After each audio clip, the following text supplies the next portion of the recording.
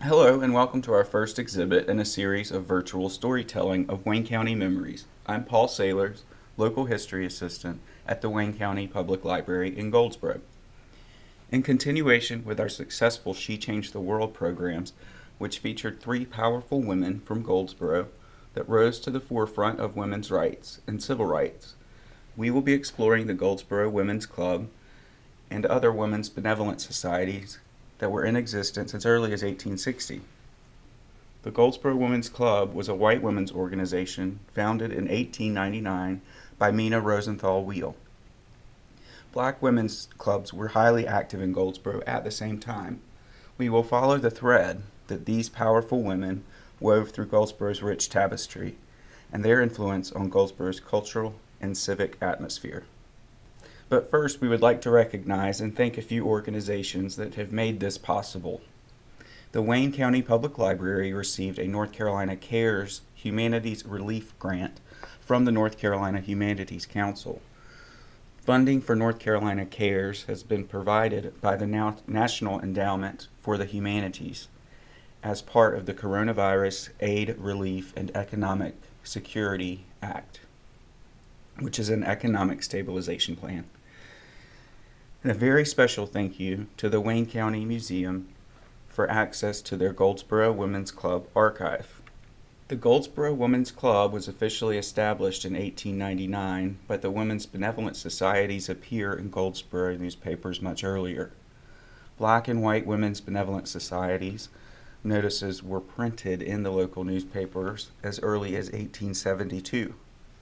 And by 1887, they were well organized with officers in all 5 wards of Goldsboro. The Goldsboro Women's Club was 7th to formally organize in the state of North Carolina, and it was united with the General Federation of Women's Clubs in 1903.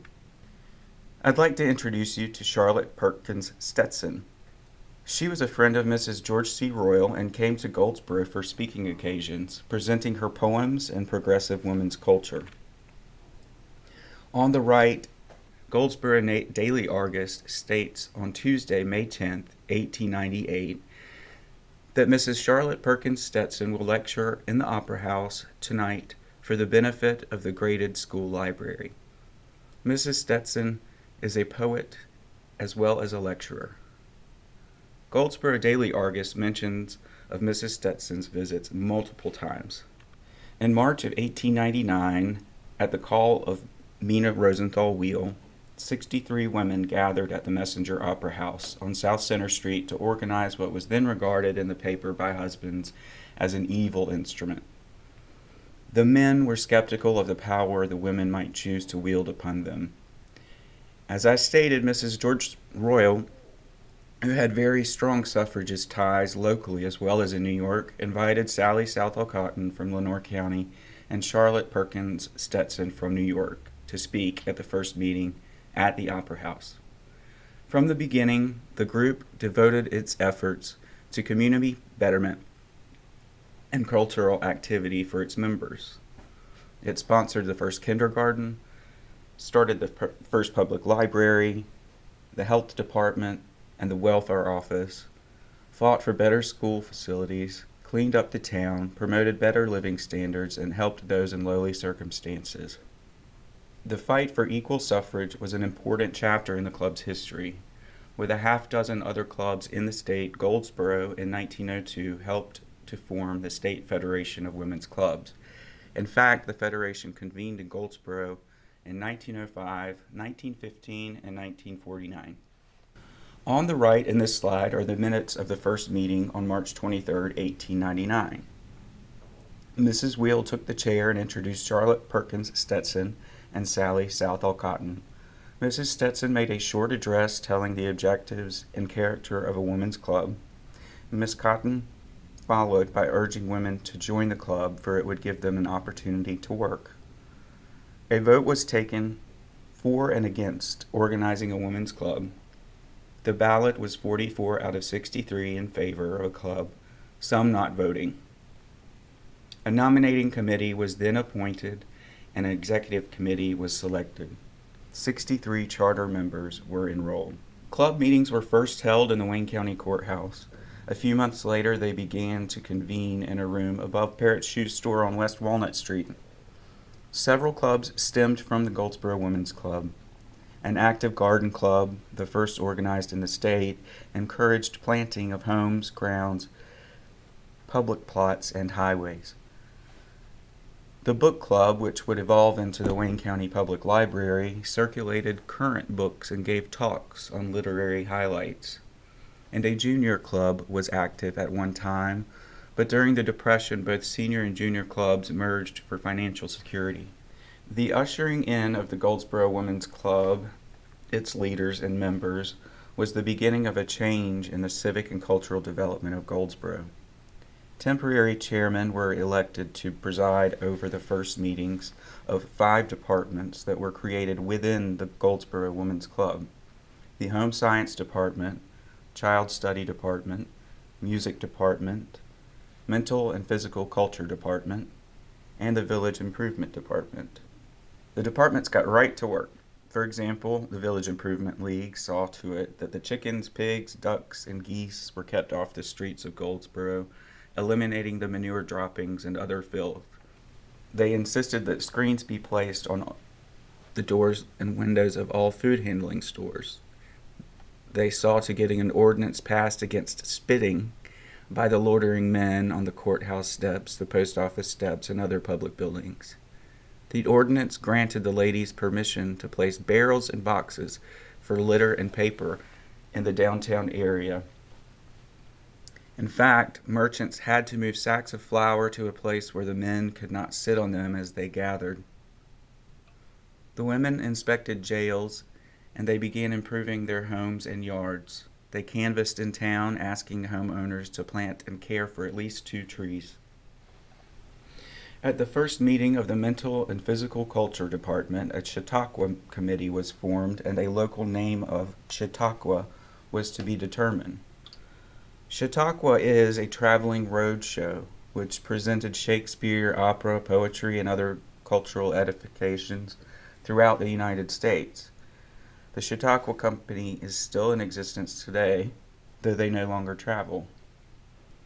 It was the apex of Wayne County cultural life in the early 1900s.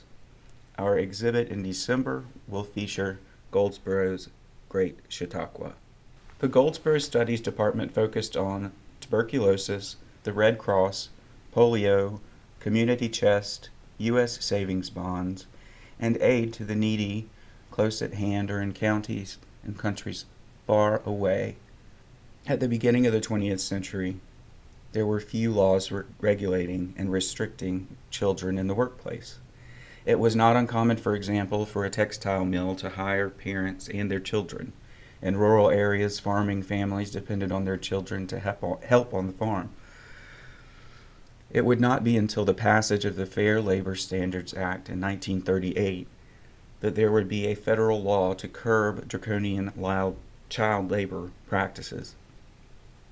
Gertrude Weil and her cousin Edna Weil Edinger were local champions in the Child Studies Department of the Women's Club of Goldsboro.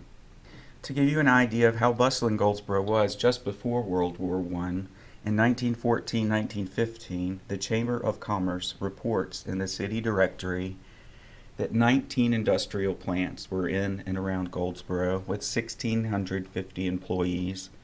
There were 4 banks in Goldsboro. A new courthouse was being constructed. 1 5-story office building was being constructed, and 1 6-story office building was being constructed. 13 miles of graded streets ran through town. A new high school building on William Street was being constructed. There were 2 hospitals in existence, and 30 passenger trains a day would come through Goldsboro in one day. That does not include the freight traffic. The Goldsboro Women's Club was traditionally a club of white women. Women of color in Goldsboro generally provided aid and service to the less fortunate through their churches and other benevolent societies such as the Committee of Public Welfare, Business and Professional Women's League, and the Continental Society. All of the women's organizations in Goldsboro worked together for the betterment of the community. A project was begun in 1915 When the building bug bit, the members and a dream of a home of their own started them on the road to accumulate a building fund.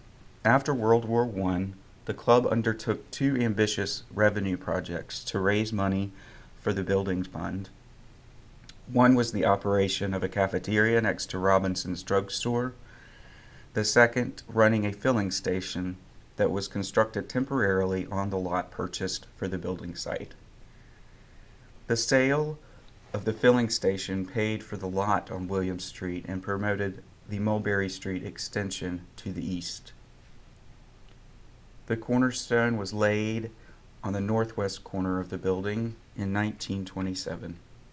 During World War II, the Women's Club members enlisted their beautiful building for the duration of the war, inconveniencing themselves to find other places to meet. 1 week after Pearl Harbor, the building became a defense center with city and county headquarters for rationing, Red Cross air raid classes, and for the recreational headquarters of Seymour Johnson Airfield. The USO gave the club a cash settlement, and the club used it to pay off the last $5,000 of their 20-year mortgage on the building. It was indispensable for important emergencies. WEIL'S department store on Center Street burned in February of 1948. The store conducted business at the Women's Club for 14 months from March 1948 to April 1949. The rent gave the club the opportunity to put the building into sound condition with much needed repairs and renovations. By 1949, Goldsboro Club membership averaged about 225 members. For the 50th anniversary of the Goldsboro Women's Club, the State Federation Convention was invited to hold its annual meeting in Goldsboro at Hotel Goldsboro, now Waynesboro House on Center Street.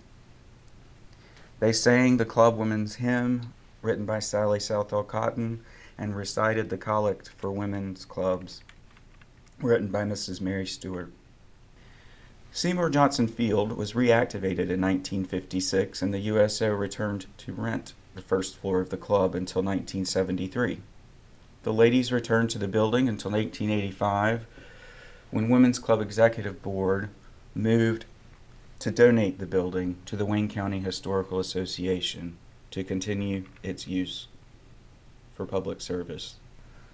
By 1990, there were 86 active members of the Goldsboro Women's Club. 71 presidents served the club between 1899 and 1990. Today, the building serves as the Wayne County Museum, and the club is currently inactive. A special thank you to the Wayne County Museum for access to their Goldsboro Women's Club archive. Please join us later on this month with a history of the Goldsboro Public Library, which became the Wayne County Public Library. And in December, I'll introduce you to the Red Path group of Chautauqua here in Goldsboro, North Carolina. Thank you so much for joining us.